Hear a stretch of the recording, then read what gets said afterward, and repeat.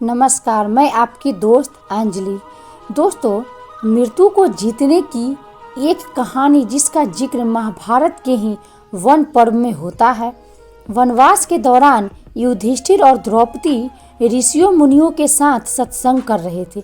इसी दौरान एक ऋषि ने धर्मराज और द्रौपदी को सावित्री सत्यवान की कथा सुनाई। सावित्री और सत्यवान की कथा सबसे पहले महाभारत के वन पर्व में मिलती है, जब युधिष्ठिर मार्कंडेय ऋषि से पूछते हैं कि क्या कभी कोई और स्त्री थी जिसने द्रौपदी जितना भक्ति प्रदर्शित की। तब मार्कंडेय ऋषि उनको विस्तार से सावित्री की कथा सुनाते हैं। एक समय राजश्री अश्वपति धर्म के साथ प्रजा पालन करते थे। उनकी एकमात्र कन्या थी सावित्री। सावित्री ने अपने वर के रूप में निर्वासित और वनवासी राजा धूम्रसेन के पुत्र सत्यवान को चुन लिया। लेकिन देवर्षि नारद ने उनसे कहा कि सत्यवान की आयु केवल 1 वर्ष की ही शेष है। तो सावित्री ने बड़ी दृढ़ता के साथ कहा, जो कुछ होना था सो तो हो चुका। माता पिता ने भी बहुत समझाया, परंतु सती अपने धर्म से नहीं डिगी।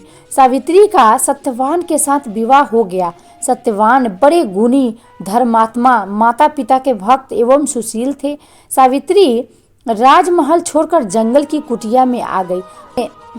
आते ही उसने सारे वस्त्र आभूषणों को त्याग कर सास ससुर और पति जैसे वल्कल वस्त्र पहने और अपना सारा समय अपने अंधे सास ससुर की सेवा में बिताने लगी।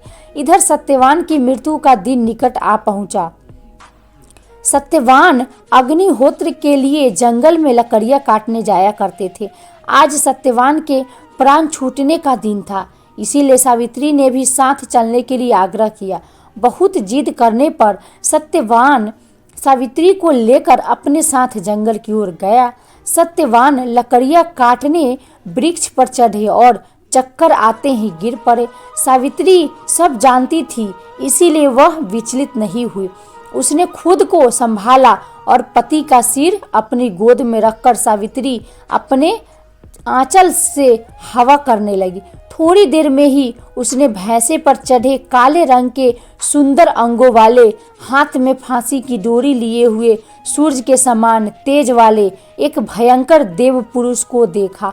उसने सत्यवान के शरीर से फांसी की डोरी में बंधे हुए अंगूठे के बराबर पुरुष को बलपूर्वक खींच लिया।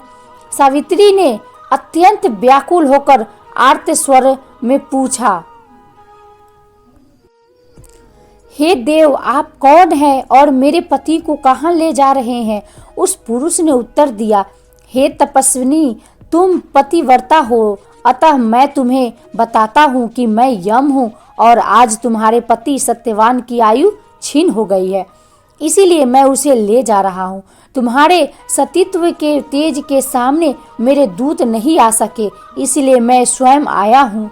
यह कहकर यमराज दक्षिण दिशा की तरफ चल पड़े। सावित्री भी यम के पीछे पीछे जाने लगी। यम ने बहुत मना किया। सावित्री ने कहा, जहाँ मेरे पतिदेव जा रहे हैं वहाँ मुझे जाना ही होगा। यह सनातन धर्म है। यम बार बार मना करते रहे, फिर भी सावित्री पीछे पीछे चलती गई।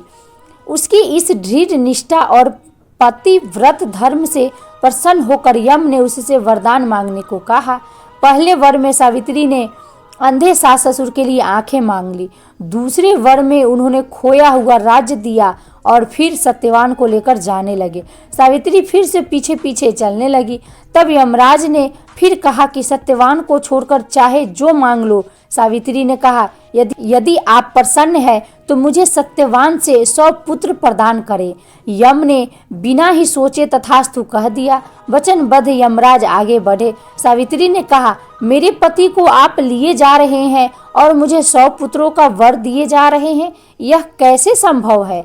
मैं पति के बिना सुख, स्वर्ग और लक्ष्मी किसी की भी कामना नहीं करती। बिना पति मैं जीना भी नहीं चाहती।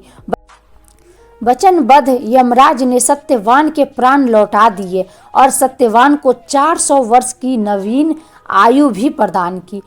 उत्तर भारत में ज्येष्ठ मास की अमावस्या तिथि को बरसाइत या वट सावित्री व्रत की पूजा की जाती है। ये व्रत और पूजा सावित्री के उसी त्याग और तप को याद रखते हुए किया जाता है। विवाहित महिलाएं बरगद वृक्ष की पूजा करती है और माना जाता है कि इससे पति की लंबी आयु के साथ घर परिवार की समृद्धि बनी रहती है।